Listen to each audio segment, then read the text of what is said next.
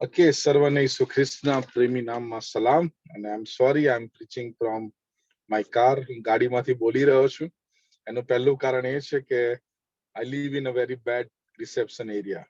કે ઘરમાં જો હું જઈશ તો રિસેપ્શનનો બહુ પ્રોબ્લેમ છે. એટલે મોસ્ટ ઓફ ધ ઘણીવાર ઘરની બહાર આવીને હું કારમાં જ ભણાવતો હોઉં છું, શીખવાડતો હોઉં છું જ્યારે હું ઘરે હોઉં છું. તો આઈ એપોલોજાઇઝ ફોર ઇટ. માફી માંગુ છું. and maybe this is my office. આજ મારી ઓફિસ છે. I keep moving all around. તો વધારે પડતું તમારા માટે માફી માંગુ છું. વચનમાં આગળ વધીએ અને ગયા રવિવારે આપણે ફર્સ્ટ સિરીઝ જોઈ હતી. આપણી સિરીઝનો ફર્સ્ટ ભાગ કે ખ્રિસ્તમાં આપણે કોણ છીએ, અને થોડું બેકગ્રાઉન્ડ આપી દો આપણે આગળ બીજા ભાગમાં વધીએ પહેલા. કેમ કે ઈશ્વર પિતા જાણે છે, ઈશ્વર પુત્રમાં આપણે કોણ છીએ. આપણો દુશ્મન શૈતાન પણ જાણે છે કે ઈસુ ખ્રિસ્તમાં આપણે કોણ છે. પણ દુઃખની વાત એ છે કે આપણે જ નથી જાણતા કે ઈસુ ખ્રિસ્તમાં આપણે કોણ છે. And there is the world is going through identity crisis. અને આ પૃથ્વી અત્યારે ઓળખની એક બહુ મોટી ઉણપમાં જઈ રહી છે. ને એના લીધે ઘણા બધા પ્રભાવો જે પડી રહ્યા છે દુનિયાભરની અંદર એ આપણને જોવા મળે છે. અને આપણે એ પણ જાણીએ છીએ કે એનો મૂળ આપણે ઉત્પત્તિમાં જોઈએ છે કે જ્યારે આદમ ને હવાએ પાપ કર્યું અને પાપ ડર, બીક, ભય, દિવાલ ઊભી કરે છે અને જે સાથે છે હવે દૂર થાય છે. પણ એ જ પ્રભુ ઈસુ ખ્રિસ્ત આજથી 2000 વર્ષ પૂર્વે ઈસુ ખ્રિસ્તનો મુખ્ય આવવાનો જે હેતુ છે અને એ તો છે પાપાર્થપણ. એને ચમત્કારો કર્યા, લંગડાને ચાલતા કર્યા, બોબડાને બોલતા કર્યા, કોડીને શુદ્ધ કર્યા, મરેલાને સજીવન કર્યા. એ બધા પ્રૂફ હતા. કેમ કે જૂના કરારમાં લગભગ 2000 થી વધારે ભવિષ્યવાણી પ્રભુ ઈસુ ખ્રિસ્ત માટે કરવામાં આવી છે. ઇટ હેડ ટુ હેપન, અને એ થવું જ જોઈતું. જેથી 1 કોરિન્થી 1:22 ના આધારે યહૂદીઓ ચિહ્ન માંગે છે. યહૂદી જે પ્રજા છે ચિહ્ન વગર વિશ્વાસ કરતી નથી. અને ગ્રીક દે લુક ફોર વિઝડમ, ને ગ્રીક જે છે એ જ્ઞાનથી ઈશ્વરને શોધે છે. એટલે જેટલા ચમત્કાર થાય છે રાઈટ ઓવર ધેર, ત્યાં બધા યહૂદીઓ છે, એ લોકો જાંચ પડતાલ કરી રહ્યા છે, મસીહાના આવવાની બધી નિશાનીઓ જોઈ રહ્યા છે. પણ એથી વિશેષ જે ઈસુ ખ્રિસ્તનો મુખ્ય હેતુ છે ને એ તો છે પાપાર્થપણ બનવું, પાપને હરાવો, શૈતાનને હરાવો, મૃત્યુને હરાવો. કેમ કે મૃત્યુ દેવની યોજના નથી, પાપ ઈશ્વરમાં છે નહીં, અને પાપ ક્યારેય એ કરતો પણ નથી. એટલો પવિત્ર છે હબાકુક 1:12 કે એક પાપની સામે જોઈ શકતા પણ નથી. એટલા માટે આપણે જૂના કરારને સમજવું બહુ જરૂરી છે. કોઈ બી ડોક્ટર પાસે આપણે જઈએ છીએ તો બીમારીને પૂછતા ઈલાજ કરતા પહેલા હી લુક ફોર ધ હિસ્ટ્રી. એ હિસ્ટ્રીને જોવે છે કે ક્યાંથી એની શરૂઆત થઈ, ક્યાંથી એનું મૂળ આવે છે, અને પછી એનું અવલોકન કરીને, એનું મૂલ્યાંકન કરીને પછી એની દવા અને એની પ્રોસિજર શરૂ કરે છે.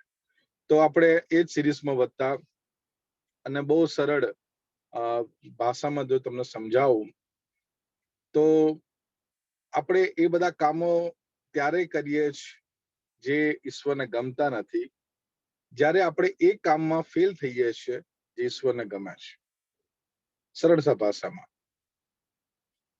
આદમને હવાનો દાખલો આપીશ તો એમણે પાપ એટલા માટે કર્યું કેમ કે તેઓ દેવની સંગતથી દૂર થયા.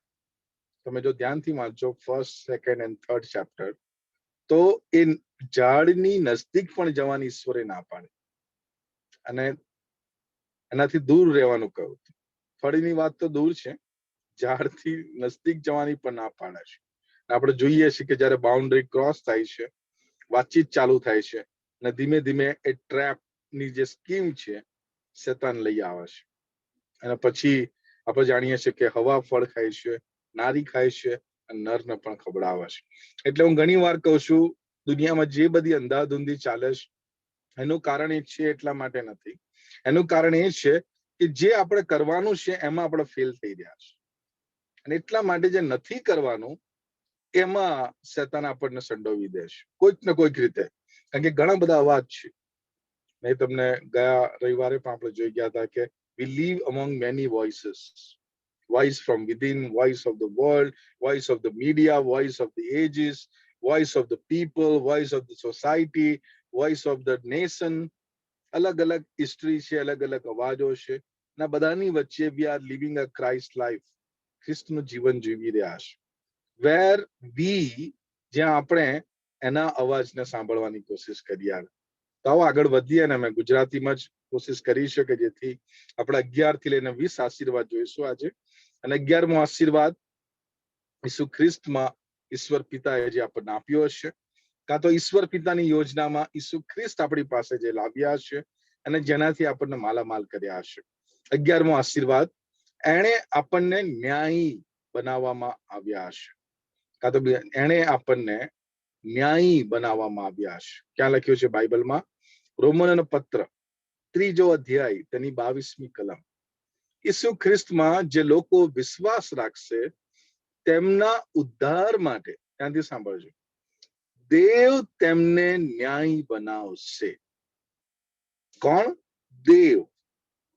જે લોકો ખ્રિસ્તમાં વિશ્વાસુ છે એવા સૌ લોકોને ઉદ્ધાર દેવ કરશે.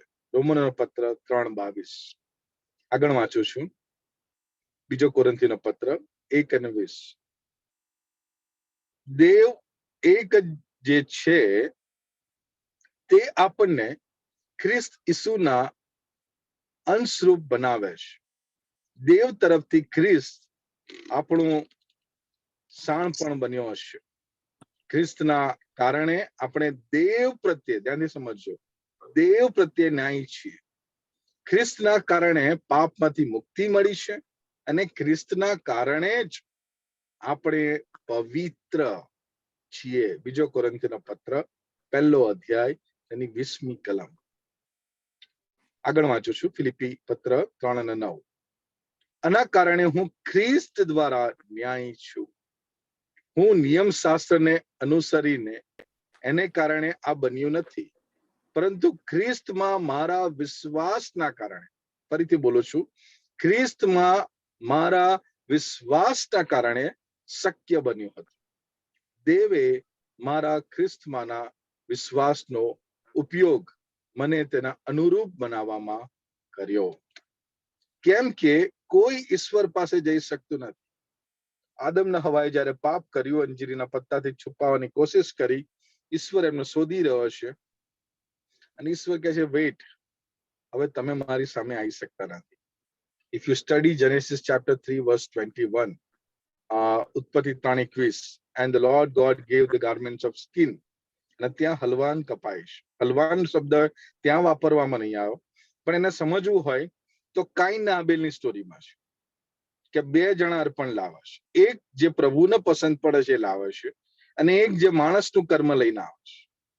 અને જે પ્રભુને પસંદ પડે છે લાવે છે એનું માન્ય થાય છે, અને જે માણસનું કર્મ છે, જે ધાન્ય છે, એને માન્ય કરવામાં આવતું નથી. એટલે ત્યારથી આદમે જે હવાએ જે જોયું કે જે જાનવર કપાયું છે એના લીધે અમારી નગ્નતા ઢંકાઈ છે.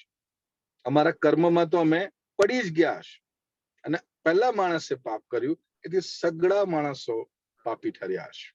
આપણે પાપ એટલે નહીં કરતા કે આપણે પાપ કરીએ છીએ. બાઇબલ કહે છે આપણે પાપમાં જ જન્મીએ છીએ, પણ ખ્રિસ્તના આશરે આપણને અનંત જીવન છે, નવો જન્મ છે. અને ખ્રિસ્ત આપણને ન્યાયી બનાવે છે. અને આ સમજવું બહુ જરૂરી છે. બીકોઝ ઇવન ઇન ઇન્ડિયા, હું ઘણા બધા ચર્ચોમાં પ્રચાર કરતો હોઉં છું પ્રભુની કૃપાથી, અને હું ઘણા 80 વર્ષના ઉંમરના વડીલને મેં બી આ પ્રશ્ન કરેલો છે, આર યુ શ્યોર કે if you leave this earth tonight, where you will go? 80 વર્ષ સુધી ખ્રિસ્તી જીવન જીવ્યા છે. અને એક પ્રશ્ન મેં કર્યો છે કે શું તમે ખાતરીપૂર્વક કહી શકો છો કે આજે રાત્રે જો મારો છેલ્લો દિવસ હોય, કાં તો છેલ્લી રાત હોય, તો હું પ્રભુના સ્વર્ગમાં જઈશ? For the 10 minutes એ પ્રશ્નનો મને જવાબ નહીં મળ્યો. ઘણા પાસે મેં કર્યો છે. It is because somewhere even people of God does not know, દેવના લોકો પણ એ જાણતા નથી કે મારું ન્યાયપણું મારા કર્મના આધારે નથી, પણ મારું ન્યાયપણું એના કર્મના આધારે છે, ખ્રિસ્તના કર્મના આધારે છે. અને ખ્રિસ્તે મને ન્યાયી બનાવ્યો છે. એણે મને કપડા આપ્યા છે, એણે મને એક્સેપ્ટ કર્યો છે, એણે મારો સ્વીકાર કર્યો છે. અને એટલા માટે 11મો આશીર્વાદ જે બાઇબલ ઈસુ ખ્રિસ્તમાં આપણને આપે છે કે જે દેવનું ન્યાયપણું આપણા માટે જે વિશ્વાસ કરે છે. આગળ 12મો આશીર્વાદ, દેવનું ન્યાયપણું આપણા માટે છે અને દરેકના માટે જે વિશ્વાસ કરે છે. ખાલી આપણા માટે નહીં, પણ દરેકના માટે જે વિશ્વાસ કરે છે. અને એટલા માટે તમે પ્રકટીકરણ 7મો અધ્યાય જો વાંચો છો અને 5મો અધ્યાય જો વાંચો છો તો મંડળીના ચિત્રમાં 4 કેટેગરી જોવા મળે છે. દરેક ભાષા, જાતિ, કુળ એન્ડ નેશન્સ, બધા જ લોકો. હવે એ ચિત્ર તો હજુ બન્યું નથી, બનવાનું છે, પણ બની ચૂક્યું છે. They in the foreknowledge of God, in his planning, એની યોજનામાં, એના પૂર્વ જ્ઞાનમાં ઈશ્વરે યોજના કરી દીધી છે. એટલા માટે અમે જ્યારે સેવા કરીએ છીએ તો ઘણી વાર અમે જોઈએ છીએ, આઈ થિંક ઇટ્સ જોન 6:44, યોહાન 6:44, કે બાપના ખેંચ્યા વગર કોઈ પુત્રની પાસે આવતો નથી. I think it's in Luke chapter Matthew 10 માંથી 10 માં હશે. The harvest is plentiful, but the laborers are few. So that you pray to the Lord of the harvest. ફસલના ધણીને પ્રાર્થના કરો કે તે ફસલ કાપવા માટે મજૂરોને મોકલે. અને એટલા માટે જો તમે ઇન્ડિયન ચર્ચ હિસ્ટ્રીનો અભ્યાસ કરો છો, આઈ વોઝ ઇન બેંગ્લોર સેમિનારીમાં, તો ત્યાં મેં ઇન્ડિયન ચર્ચ હિસ્ટ્રીનો અભ્યાસ કર્યો અને ત્યાં એ પણ જાણવા મળ્યું કે Syrian church was the first church and that has an influence before the Thoma came. Thomas Bharat આયા એ પહેલેથી વિશ્વાસ્યો, કેમ કે ઘણા ભારતના બિઝનેસમેન ની આપલે દુનિયાની અંદર દરિયાઈ માર્ગે હતી. જ્યારે તે લોકો ઇઝરાયલમાં જતા હતા, એમણે સુવાર્તા સાંભળી હતી. હજુ એને વધારે વિસ્તૃતતા આપો તો તમે પ્રેરિતોના કૃત્ય 2જો અધ્યાય જો વાંચો છો તો ત્યાં દુનિયાભરના બધા જ યહૂદીઓ એ 50માનું પર્વ મનાવવા માટે આવ્યા હતા, કે જે દરેક દેશમાં સ્કેટર્ડ હતા. અને જ્યારે પવિત્ર આત્મા આવ્યો અને એમની બોલી એમણે સાંભળી અને એ લોકો અચંબો પામ્યા અને તે લોકો એ ચિત્ર લઈને પોતાના દેશમાં પાછા ગયા. ધેટ મીન્સ ઈશ્વર પહેલેથી જ કામ કરી રહ્યા છે. અને એટલા માટે લખ્યું છે કે જે વિશ્વાસ કરે છે. એટલા માટે આજે દુનિયાભરની અંદર આપણે જોઈએ છે કે ઘણા બધા લોકો પ્રભુ તરફ ઈશ્વરની શોધનો એમનો અંત ઈસુમાં આવી રહ્યો છે. રોમનોનો પત્ર 3જો અધ્યાય 22મી કલમ વાંચું છું. ઈસુ ખ્રિસ્તમાં જે લોકો વિશ્વાસ રાખશે તેમના ઉદ્ધાર માટે દેવ તેમને ન્યાયી બનાવશે. જે લોકો ખ્રિસ્તમાં વિશ્વાસુ છે એવા સૌ લોકોનો ઉદ્ધાર દેવ કરશે. રોમનોનો પત્ર 3જો અધ્યાય 22મી કલમ. The righteousness of God is unto us and within us. એ આપણી પાસે પણ છે અને આપણી અંદર પણ છે. દેવનું ન્યાયપણું. 13મો આશીર્વાદ, આપણને ધર્મી બનાવવામાં આવ્યા હશે. We are just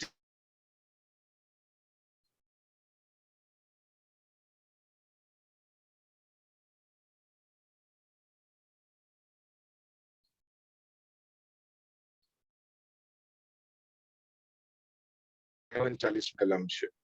તેને ઈસુ મારફતે પ્રત્યેક વ્યક્તિ જે વિશ્વાસીઓ છે તેને બધામાંથી મુક્તિ મળશે. જેમ મૂસાનો નિયમ પણ તમને મુક્ત કરી શકે તેમ નથી. ધ્યાનથી સાંભળજો. પ્રત્યેક વિશ્વાસ કરનાર ઈસુ ખ્રિસ્ત દ્વારા, મૂસાનો નિયમ શાસ્ત્ર પાપનું ભાન કરાવે છે, પણ ઈસુનો નિયમ એ માફ કરે છે, પણ ઈસુ દ્વારા ન્યાય ઠરે છે. પ્રેરિતોના કૃત્યો 13મો અધ્યાય તેની 39મી કલમ. અને હવે આપણી વચ્ચે ઈસુને મોકલીને દેવે એ બતાવવા માંગે છે કે દેવ જે કરે છે તે સત્ય છે. દેવે આમ કર્યું જેથી ન્યાયોચિત ન્યાય આપતી વખતે ઈસુમાં જેને વિશ્વાસ છે તેને તે જ સમયે ન્યાયી ઠરાવશે. તે જ સમયે. રોમનોનો પત્ર 3 અધ્યાય 26મી કલમ. પણ વિશ્વાસના કારણે આપણે દેવ સાથે ન્યાયી થયા છીએ, કર્મથી નહીં, પણ વિશ્વાસના કારણે આપણે દેવ સાથે ન્યાયી થયા છે. તેથી આપણા પ્રભુ ઈસુ ખ્રિસ્ત દ્વારા દેવ સાથે આપણે સુલેહ શાંતિના સંબંધ સ્થાપિત થયો છે. રોમનોનો પત્ર 5મો અધ્યાય તેની 1લી કલમ. પોતાના દીકરા જેવા થવા લોકોને દેવે આમંત્રણ આપ્યું અને એ લોકોને પોતાની સાથે, ફરીથી સાંભળો, એ લોકોને પોતાની સાથે ન્યાયી બનાવ્યા અને પોતાની સાથે રહેવાની યોગ્યતા આપી.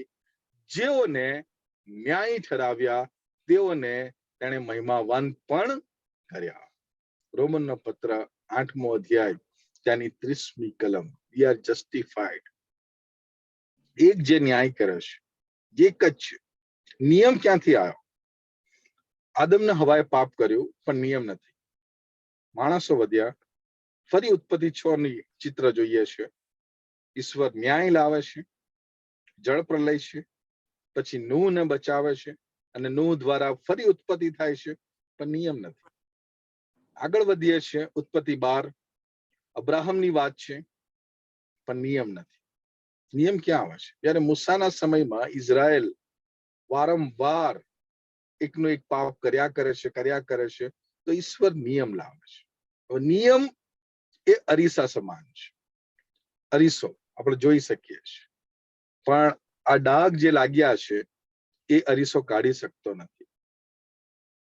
It gives us realization that I am imperfect and I need someone who is perfect. હું સંપૂર્ણ નથી અને મને સંપૂર્ણ કરતાની જરૂર છે. એટલા માટે કે છે તમે 9 પાળો ને 1 તોડો તો બધી તોડી બરો.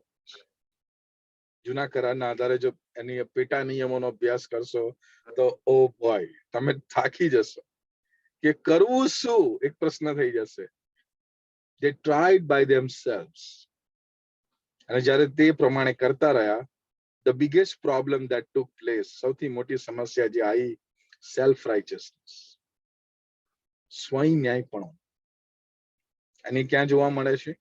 ઈસુ ખ્રિસ્ત જ્યારે આ પૃથ્વી પર આવ્યા, the people, the religious gurus, the people who were reading the law did not accept him. કારણ કે સ્વયં ન્યાયપણું એક મોટી દિવાલ બની જાય છે. અને ઈશ્વર એટલા માટે જોઈએ છે પાપીઓનો મિત્ર કેવડાયો. અને જેના જીવનમાં એણે કામ કર્યું એ બધા સમાજથી ફેંકાયેલા, સોસાયટીથી તરછોડાયેલા, અને પણ ઈશ્વર એમની પાસે ગયો, કેમ કે ન્યાયપણું ઈશ્વર આપે છે. અને you and I are justified in Christ Jesus. ખ્રિસ્તમાં આપણને ધર્મી બનાવવામાં આવ્યા. 14મો આશીર્વાદ. આપણને મહિમાવંત કરવામાં આવ્યા છે. We are glorified. ક્યાં લખ્યું છે બાઇબલમાં? રોમનોનો પત્ર 8:30.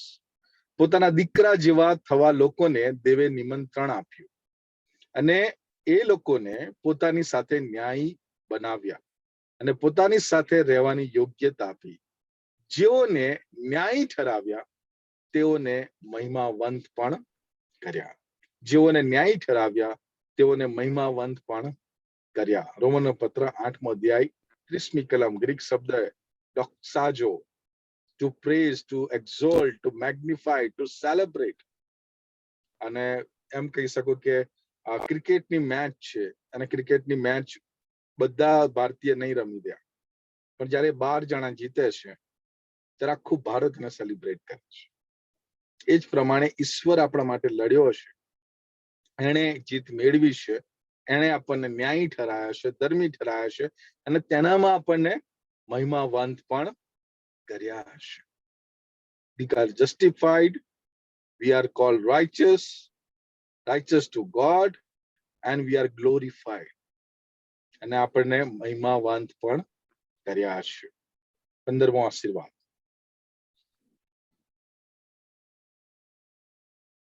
આપણને દત્તક લેવામાં આવ્યા છે. We are adopted by Christ Jesus. ખ્રિસ્તમાં આપણને દત્તક લેવામાં આવ્યા છે. વાંચું છું બાઇબલમાં. જે આત્મા આપણને પ્રાપ્ત થયો છે તે કોઈ સામાન્ય આત્મા નથી કે જે આપણને ફરીથી દાસ બનાવીને ભયભીત કરશે. એટલે કે જ્યારે પાપ આવ્યું ત્યારે દાસત્વનો આત્મા આવ્યો, and man went under the darkness, એટલે એના પ્રભુત્વમાં, પાપના પ્રભુત્વમાં ગયો. પણ જે આત્મા આપણને પ્રાપ્ત થયો છે તે આપણને દેવના સંતાનો બનાવે છે. ધ્યાનથી સાંભળજો, દેવના સંતાનો બનાવે છે. અને એ ભાવથી જ તો આપણે દેવને પિતા, પ્રિય પિતા કહીને બોલાવીએ છીએ. એટલા માટે ઈસુ ખ્રિસ્ત પહેલો સંબંધ માણસને શીખવાડે છે. શિષ્યો જોઈ રહ્યા હતા, શિષ્યોને યહૂદી ભાષા ખબર હતી, યહૂદી પ્રાર્થના ખબર હતી, પણ ઈસુ જે પ્રાર્થના કરી રહ્યા હતા એ એમને ખબર નથી. એટલે કે જો પ્રભુ અમને પ્રાર્થના કરતા શીખવાડો, તો સૌથી પહેલો સંબંધ જો ઈસુ ખ્રિસ્ત શીખવાડે છે માણસ સાથે, તો એ છે કે આકાશમાંના સ્વર્ગીય પવિત્ર સનાતન દાન સકળ સૃષ્ટિના પાલનહાર, ના ના ના, ઓ સ્વર્ગમાંના મારા બાપ, માય ફાધર. એ શબ્દ જયારે આવે છે, માય ફાધર, અડધું ટેન્શન ત્યાં જતું રહે. I have a father. અડધી સમસ્યા ત્યાં જ સોલ્વ થઈ જાય છે. I have a father who listen to me, father who cares for me. પિતા જે મારું સાંભળે છે. રોમનો પત્ર 8:15. પરંતુ તે એકલી જ નહીં, પણ આપણે પોતે જેઓને આત્માનું પ્રથમ ફળ મળ્યું છે તે જોઈને પણ દત્તક પુત્રપણાની, ફરીથી સાંભળો, દત્તક પુત્રપણાની એટલે આપણા શરીરના ઉદ્ધારની વાટ જોતા આપણે પોતાના મનમાં નિસાસા નાખીએ છીએ. કહેવાનો અર્થ એ છે કે આપણા શરીરથી આપણે મુક્તિ મળી જાય અને આપણે પ્રતીક્ષા કરી રહ્યા છીએ. રોમનો પત્ર 8મો અધ્યાય 23મી કલમ. યાદ રાખજો, દત્તક એકવાર લેવાઈ જાય પછી અનાથ રહેતો નથી. કોઈ બી વ્યક્તિ એકવાર દત્તક લેવાઈ જાય પછી અનાથ રહેતો નથી. જો એનું બાળક જે દત્તક લેવામાં આવ્યું છે એ સારું કરશે તો એ વધારે માન મેળવશે. પણ જો એ એના પિતાની ઈચ્છા પ્રમાણે નહીં કરે તો 3 સ્ટેજ આવે છે, બાઇબલ કહે છે. પહેલી છે સૂચના. કોઈ બી બાપ બાળકને પહેલા કે બેટા આ નહીં કરવાનું, બેટા રોડ પર નહીં જવાનું, બેટા આની સાથે નહીં ફરવાનું, બેટા આ સંગત સારી નથી, બેટા આ સમય, એ બધી સૂચના છે. અને પવિત્ર આત્મા ઈશ્વર જ્યારે બી આપણા સંસારમાં જીવી રહ્યા છે, we are in the world but not of the world, એટલે આપણને અહીંયા દિલમાં એ સૂચના આવશે. આપણે બાઇબલ વાંચીશું અને પવિત્ર આત્મા આપણને યાદ દેવડાવશે, this is not good, that is not good for you. એ સૂચનાનો એક સ્ટેજ. પછી જે શિક્ષાનો સ્ટેજ. જો સૂચનાને નકાર કરવામાં આવે છે તો બાપ પછી સોટી લે છે, અને સોટી પાછળ પ્રેમ છે, કેમ કે એ દીકરાનું ભલું ઈચ્છે છે. અને ત્રીજો જે બાઇબલ કહે છે અને એ છે એની ઈચ્છાને સોંપી દેવું. પછી પિતા વચ્ચે નહીં આવે. લુક 15માં એ છેલ્લું સ્ટેજ જોવા મળે છે.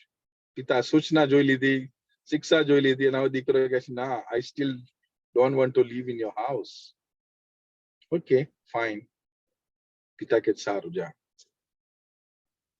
પણ એક વસ્તુ માર્ક કરજો, એ પિતાના ઘરને છોડીને ગયો, બધા અનુભવ થઈ ગયા, અને હવે એને એવું લાગે છે કે મારા કર્મના લીધે I am not worthy of my father son. ત્યાં એવું પણ લખ્યું છે કે પોતાના ગણતો જ નથી. જયારે પાછો આવે છે તો પિતા દૂરથી ઉભા છે, દોડીને એને ચૂમે છે. કેમ કે એ ચેપ્ટર જે છે એ દીકરાના પાપના પરનું ચેપ્ટર નથી, એ ચેપ્ટર તો પિતાના હૃદયનું ચેપ્ટર છે. એ ઘરમાં હતો ત્યારે પણ એનો દીકરો હતો, ઘર છોડીને ગયો ત્યારે પણ એનો દીકરો હતો, અને ઘરમાં પાછો આવ્યો ત્યારે પણ એનો દીકરો જ હતો. એ એવું માનતો હતો કે હું લાયક નથી, પણ પિતા કહે છે ના, તારા કર્મના લીધે નહીં, મારી સગાઈ મારા લોહીના આધારે છે. અને ખ્રિસ્તના લોહીની સગાઈમાં આપણે જોડાયેલા છે. એટલે આપણને દત્તક લેવામાં આવ્યા છે, અને એને કોઈ છીનવી શકતું નથી. તમારો rights, it's your right. Even God never forces. ઈશ્વર પણ કદી કોઈને ફોર્સ નહીં કરતો. એટલે તો એને પ્રેમ કહે છે. ને એટલે તો સૌથી પહેલી ભેટ જે માણસ જાતને મળી એ છે સ્વતંત્રતા, free volition, power to choose and deny. આગળનો આશીર્વાદ, 16મો આશીર્વાદ.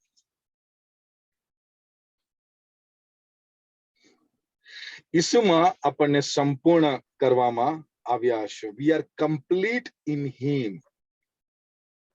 ક્યાં લખ્યું છે? કોલોસીયન પત્ર 2 અધ્યાય 10મી કલમ. અને ખ્રિસ્તમાં તમે સંપૂર્ણ છો. ખ્રિસ્તમાં તમે સંપૂર્ણ છો. તમારે બીજા કશાની આવશ્યકતા જ નથી. બધા જ શાસકો અને સત્તાઓ, સત્તાઓનો ઈસુ જ શાસક છે. એટલા માટે કોલોસીયન પત્ર 2 અધ્યાય 10મી કલમ અને માંથી 28 જો તમે વાંચો છો, આઈ થિંક ઇટ્સ 17, 16, 17 અને 18 કલમમાં કે આકાશ ને પૃથ્વી પર સર્વ અધિકાર મને આપવામાં આવ્યો હશે. કોઈ જગ્યા બાકી રહી ના. જ્યારે પિતાને એને પ્રસન્ન કર્યો ત્યારે લખ્યું છે કે દેવ એને મોયેલામાંથી ઉઠાડ્યો. અને એટલે તો ઉદ્ધાર યહોવાના નામમાં જૂના કરારમાં, પણ કે યહોવાના નામમાં ઉદ્ધાર આવે છે. અને એ માન પિતાએ પણ પુત્રને આપ્યું છે કે anyone if you want to come. એટલે ઈસુ કીધું મારા વગર બાપની પાસે કોઈ જઈ શકતા નથી. જેને જવું છે ઈસુ દ્વારા જઈ શકે છે. ને એટલા માટે ત્યાં એ કન્ફ્યુઝન ના, અમારે તો સીધા અમે તો મૂસાના છે, અમે તો એની પહેલાના છે. અને તઈ શું કે અહીંયા તમારી મધ્યે કોઈ છે જે મૂસાથી પણ પહેલા છે, જે અબ્રાહમથી પણ પહેલા છે, જે આદમથી પણ પહેલા છે. અને એ લોકો જાણતા હતા. માટે ઈસુમાં આપણને સંપૂર્ણ કરવામાં આવ્યા છે. ઘણી વાર પ્રશ્ન થાય કે મારામાં તો પાપી સ્વભાવ છે. બટ પાપી સ્વભાવ અલગ છે અને ખ્રિસ્તની ઓળખ અલગ છે. એટલા માટે હું કહું છું કે એના પોઝિશન, આપણા સ્થાનને સમજવું બહુ જરૂરી છે. અને મોસ્ટલી ક્રિશ્ચિયન વિજયવંત જીવનમાં સૌથી મોટું જે બેટલ ગ્રાઉન્ડ છે એ આ છે, આપણું મન. આ જ આપણું બેટલ ગ્રાઉન્ડ છે. આ યુદ્ધનું એ મેદાન છે કે જ્યાં એના તીરો આવે છે. As man thinks so is he. અને જેવું માણસ વિચારે છે તેવો જ તે બને છે. આગળ વધીએ. 17મા આશીર્વાદ. આપણને અલગ ભાગ એટલે કે પવિત્ર કરવામાં આવ્યા છે. આપણને અલગ ભાગ કરવામાં આવ્યા છે. We R સેન્ટિફાઈડ. દેવ એક જે છે તે આપણને ખ્રિસ્ત ઈસુના અંશરૂપ બનાવે છે. દેવ તરફથી ખ્રિસ્ત આપણું સાળપણ બન્યો. ખ્રિસ્તના કારણે આપણે દેવ પ્રત્યે ન્યાયી છીએ અને ખ્રિસ્તના કારણે પાપમાંથી મુક્તિ મળી છે. અને હવે ધ્યાનથી સાંભળજો, ખ્રિસ્તના કારણે જ આપણે પવિત્ર છીએ. આનો આધાર કોણ છે? હું પોતે નથી, સ્વયં નથી. મારી પવિત્રતાનો આધાર સ્વયં ઈશ્વર છે.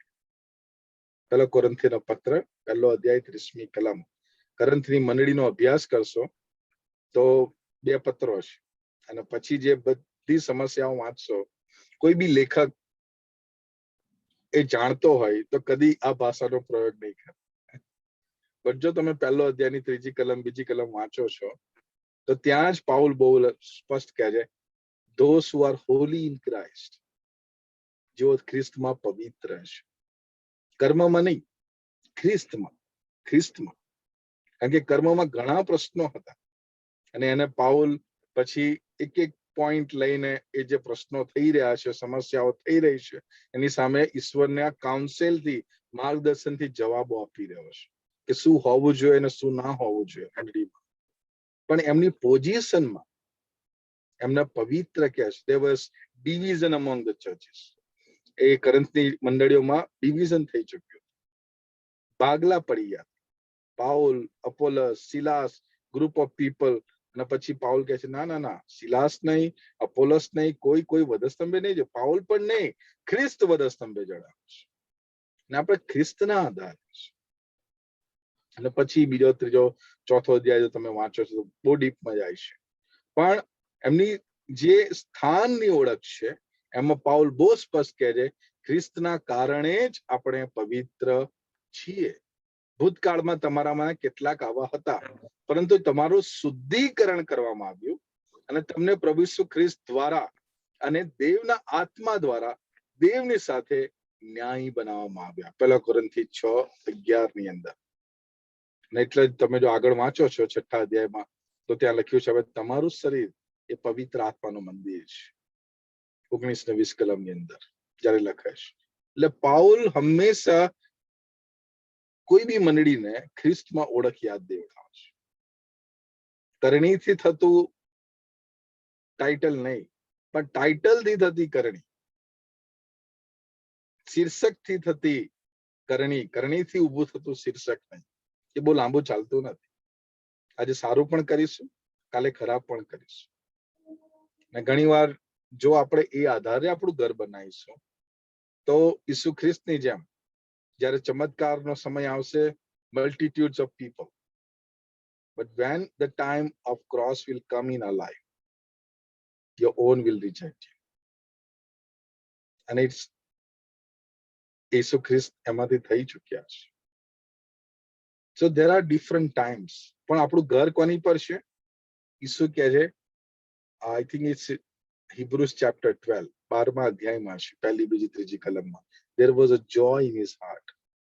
જ્યારે વધસ્તંભને લઈને ગયો ત્યારે એના હૃદયમાં આનંદ હતો, કેમ કે પિતા સાથે તો એ ખુશ હતો. શરીર વેદના ભરી રહ્યું, પણ આત્મામાં એ ખુશ હતો. ખાલી થોડો સમય જ્યારે પાપરૂપ બન્યા ત્યારે પિતાએ મુખ ફેરવ્યું. And that was the hardest time in God's life, એમ કહી શકું, કેમ કે પિતા અને પુત્ર ક્યારેય એકબીજાની સંગતિમાંથી જુદા પડ્યા નથી. ઓનલી જ્યારે પાપરૂપ બન્યો ત્યારે એમની સંગતિ જુદી થઈ, અલગ પડ્યા એકબીજાની સંગતથી. આગળ વધીએ તો આપણને અલગ ભાગ, સેન્ટિફાઈડ, ગ્રીક શબ્દ છે સેટર્જીઓ, the one who set apart, મતલબ જેને અલગ ભાગ કરવામાં આવ્યા છે, તેડવામાં આવ્યા છે. એનો મતલબ એ છે કે તમારા ઘરમાં કાં તો કુટુંબમાં ઘણા બધા છે, પણ તમે કોઈને પસંદ કરો છો અને એને કોઈ ખાસ કામ આપો છો. તમને અલગ, તમને મંડળીને આ પૃથ્વી પર ખાસ કામ આપ્યું છે. અને એ શું છે? જાઓ, સુવાર્તા પ્રચાર કરો, પિતા, પુત્ર, પવિત્ર આત્માના નામે બાપ્તિસ્મા આપો. ઈસુ ખ્રિસ્તના અંતિમ સમયમાં જ્યારે શિષ્યોને દેવના રાજ્યની વાત કરે છે ત્યારે શિષ્યો ખુશ થઈ જાય કે નાઉ લેટ્સ લીવ ધેટ લાઈફ. પ્રભુ ક્યારે? કાલે, આજે, પરમ દિવસે ક્યારે આવવાના છે? આ જ જીવન મજા આવશે. કે ના ના, શાંતિ રાખો. એ જાણવું તમારું કામ નથી, એ બાપના ખત્યારમાં છે. એનો સમય આવશે ત્યારે થશે જ. પણ એક કામ હું તમને આપું છું, જે મેં તમને કહ્યું છે એ પૂરું કરવાનું છે. અને યાદ રાખજો, રેપ્ચર છે, બાઇબલ કહે છે પ્રભુ આવશે ગગનમાં લેવાના માટે. અને ઘણી વાર હું ઘણા બધા સંદેશ સાંભળું છું, પણ એક સરળ વસ્તુ સમજાવું. મારા પપ્પા જયારે આવશે, અમને ખબર છે કે આ સમય કઠિન છે, તો એમની જયારે ગાડી લઈને આવશે તો મને લઈને જતા રહેશે. એ મારું ચિંતાનો વિષય નથી. પણ ચિંતાનો વિષય એ છે કે ગયા છે, તેમણે મને કશું કામ સોંપ્યું છે અને એ મારે પૂરું કરવાનું છે, અને એ મંડળીને પૂરું કરવાનું છે. એ કોઈ પાળક, સુવાર્તિક કે ખાલી કોઈ પ્રકારના બિશપ કે કોઈ એમનો જોબ નથી. It's the responsibility of every believer. એ દરેક વિશ્વાસીની જવાબદારી છે. હું બચ્યો તો જે મારા ઘરે કેક ખાવા આવે છે, હું ઈચ્છીશ એ પણ બચે. જેની પાસેથી હું દૂધ લાવું છું, હું ઈચ્છીશ એ પણ બચી જાય. જેની પાસેથી હું શાકભાજી લાવું છું એ પણ બચી જાય. જેની પાસેથી હું ગ્રોસરી લાવું છું એ પણ બચી જાય. જે મારી ઓફિસમાં કલીગ છે એ પણ બચી જાય. એટલા માટે જ ઈશ્વરે પાડોશી શબ્દ વાપર્યો અને પાડોશીનો દાખલો આપ્યો. પાડોશી એટલે આપણી બાજુમાં કોણ રહે છે નહીં, તમારી બાજુમાં કોણ પડ્યું છે કોઈ પરિસ્થિતિમાં છે. એ ચાહે ટ્રેનમાં હોય, પ્લેનમાં હોય, ઘરમાં હોય, ઓફિસમાં હોય, એનીવન નેક્સ્ટ ટુ યુ. એટલા માટે ભલા સમરીનો દાખલો આપે છે. આગળ વધીએ. 18મો આશીર્વાદ, આપણને માફ કરવામાં આવ્યા છે. પ્રત્યેક વ્યક્તિ જે ઈસુમાં વિશ્વાસ રાખે છે તેને પાપની માફી મળશે. દેવ ઈસુના નામે તે લોકોના પાપ માફ કરશે. બધા જ પ્રબોધકો કહે આ સાચું છે. પ્રેરિતોના કૃત્ય 10:43. આપણા પાપોને લીધે ઈસુને મરણને સ્વાધીન કરવામાં અને આપણે દેવની સાથે ન્યાયી થઈએ તે માટે તેને મૃત્યુમાંથી ઉઠાડવામાં આવ્યો. રોમન પત્ર 4:25. પુત્રએ આપણને છોડાવવા માટે કિંમત ચૂકવી છે. તેનામાં જ આપણને આપણા પાપોની માફી પ્રાપ્ત થઈ છે. કોલોસીના પત્ર 1:14. ખ્રિસ્તમય આપણો તેના રક્તથી ઉદ્ધાર થયો. દેવની સમૃદ્ધ કૃપાથી આપણને પાપની માફી મળી છે. દેવની કૃપાથી, બાય ગ્રેસ થ્રુ ફેથ. વધસ્તંભ પર ખ્રિસ્તે તેના શરીરમાં આપણા પાપ લીધા. તેણે આમ કર્યું કે જેથી આપણો પાપી જીવન જીવવાનું છોડી જે યથાર્થ છે તેના માટે જીવીએ. તેના ઘાવોથી તમે સાજા થયા. પહેલો પિત્તર 2:24 કલમ. ગ્રીક શબ્દ જે છે એ છે એપેસિસ, મતલબ release from bondage or imprisonment. પાપનું જે દાસત્વપણું છે એમાંથી આપણને ઈસુએ મુક્ત કર્યા છે. અને એટલા માટે 14 પત્રો પાઉલના છે બાઇબલમાં. એકેય મંડળીને પાઉલે પાપી શબ્દ વાપર્યો નથી. ધ્યાનથી વાંચજો ભાઈ. કોઈ મંડળીને કદી પાઉલે પાપી કહી નથી. પાપી સ્વભાવ છે દરેકનામાં એક સત્ય છે, પણ એ પાપી છે એ સત્ય નથી. કેમ કે જ્યારે ઈસુ ખ્રિસ્ત પર આપણે વિશ્વાસ કરીએ છીએ તો ઈશ્વર પિતાના પુત્ર થવાનો અધિકાર આપણને મળી જાય છે, યોહાન 1:12 પ્રમાણે. એટલે હવે પુત્ર, દાસો, પસંદ કરેલા, દેવના રાજમાન્ય યાજકો, તેડાયેલા, મિત્રો, સાથી, ઘર, કુટુંબ, અલગ અલગ શબ્દો, અને એ બધા શબ્દોમાં ક્લોઝનેસ છે, પોતાના છે. અને પાપી શબ્દ જ્યારે આવે છે તો કોના માટે છે?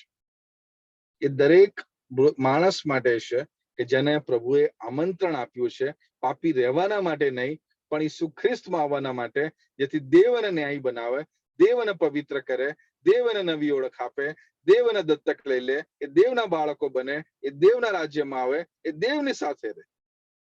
એ દેવની યોજના છે.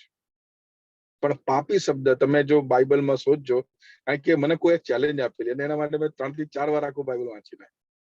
ક્યાં લખ્યું છે? But never for the church. મંડળીના માટે આ શબ્દનો પ્રયોગ થયો. જો તમે સાથે મંડળીને પત્ર વાંચો છો અને જે આઈ થિંક ઇટ્સ સ્પષ્ટીકરણ 1 અને 2 માં ઈસુ ખ્રિસ્ત મંડળી મધ્ય ચાલે છે, પણ કોઈને પાપી કહેતો નથી. એમના કામને જુએ છે, કામની તાડના કરે છે, પણ પાપી શબ્દનો પ્રયોગ થતો નથી. આગળ વધીએ. 19મો આશીર્વાદ. આપણને સજીવન કરવામાં આવ્યા છે. ભૂતકાળમાં તમારા પાપો અને દેવ વિરુદ્ધના અનુચિત વ્યવહારના કારણે તમારું આત્મિક જીવન મરી ગયું હતું. એફેસોના પત્ર 2 અધ્યાય 1 કલમ. તમે તમારા પાપી સ્વભાવ અને તમારા પાપી કાયની તાકાતથી બંધાયેલા હતા. તેથી તમે આત્મિક રીતે મોયેલા હતા, પરંતુ ખ્રિસ્ત સાથે દેવે તમને જીવતા કર્યા અને દેવે આપણા પાપોની માફી આપી. ખ્રિસ્ત સાથે આપણને સજીવન કરવામાં આવ્યા અને ખ્રિસ્તમાં આપણને પાપની માફી પણ મળી છે. પાપની માફી અને પછી સજીવન. જેમ વધસ્તંભ પર કાર્ય પૂરું થયું, ત્રીજા દિવસે ઈસુ સજીવન થયા. એ જ રીતે જ્યારે આપણો વિશ્વાસ થાય છે, એટલા માટે એફેસના પત્રમાં લખ્યું છે, we are seated in the heavenly. આપણને સ્વર્ગીય સ્થાનોમાં બેસાડવામાં આવ્યા છે, with Christ, with Father. From that position, એ સ્થાન પર આપણે બેઠેલા છે. We are accepted, we are beloved. અને આપણો પ્રભુના છે, પ્રભુના ઘરના છે, પ્રભુના સાથી છે, પ્રભુના મિત્રો છે. જે કંઈ છે, જે ટાઇટલ, જે આશીર્વાદો પ્રભુએ આપણને આપ્યા છે, કે આપણને એને સજીવન કર્યા છે. 20મો આશીર્વાદ.